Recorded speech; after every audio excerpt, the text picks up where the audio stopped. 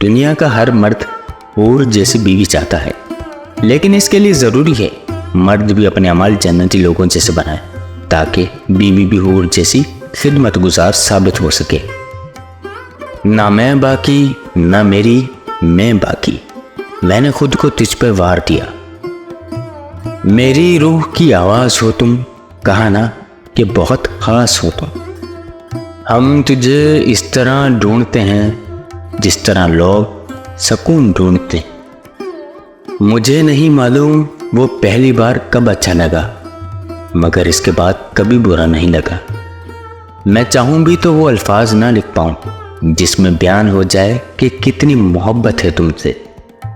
कभी कभी दिल चाहता है कि मेरी खामोशियाँ ही सब गुफ्तगू करें। उनकी एक मुस्कुराहट पर हम होश गंवा बैठे। हम होश में आने वाले थे, वो फिर मुस्कुरा बैठे।